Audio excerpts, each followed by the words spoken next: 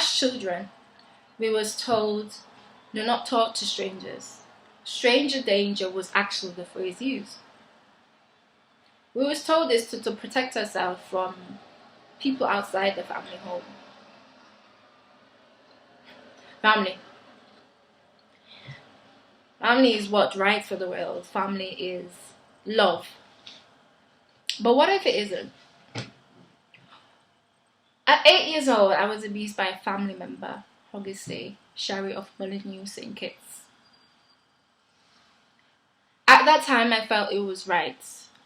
I didn't think anything of it because this family, they were supposed to touch each other. We're supposed to love each other.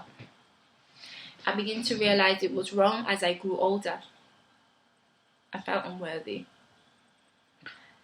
It was a secret because I felt ashamed and I was embarrassed. Today I'm here to share my story in hope to help someone tomorrow. I want you to bear in mind and I want you to always remember that you are not responsible for what has happened to you. It's not your fault. I want you to also bear in mind that as human, our mind is an incredible thing. We are designed to protect ourselves.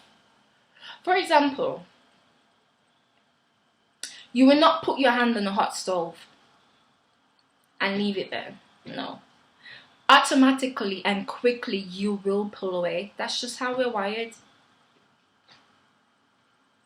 So, if you're sexually abused or molested, your mind finds a way to try to stop it.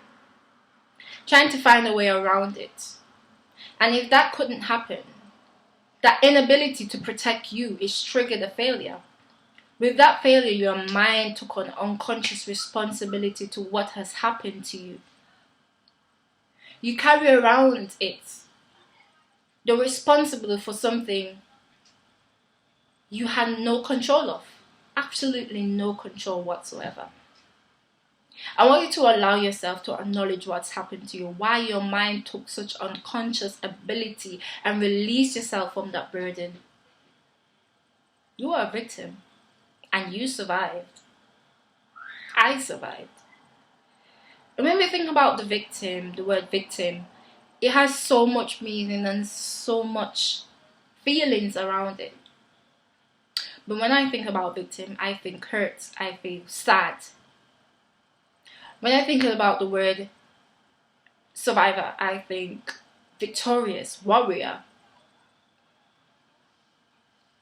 When you are sexually abused or molested, your abuser didn't only take your physical, didn't just abuse you physically. They raped you, your inner peace, your power. You begin to think, why me? Why not someone else? And that's normal. But that isn't going to bring you the inner peace and healing you need. It's when you decide to take your power back.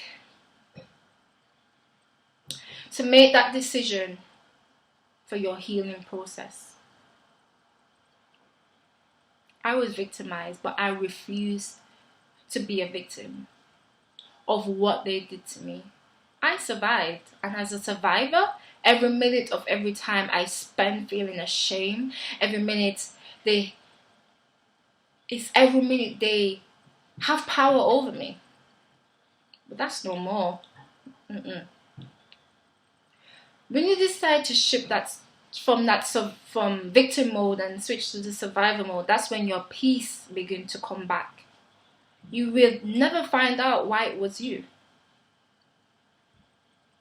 I asked myself something. If this has happened, where would I be today? I look back and think maybe I could have done better. Maybe I could have done something to try stop this from happening, or not put myself in that situation. But I cannot be blamed for what happened to me as a child. I'm standing today as a survivor, and I am taking control at what I do as an adult, so I can be whole again. As an adult, I feel like helping others who are scared to help themselves is a part of my purpose. What's yours?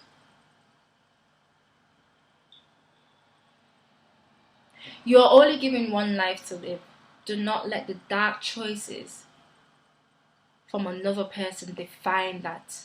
Bring light to your great purpose.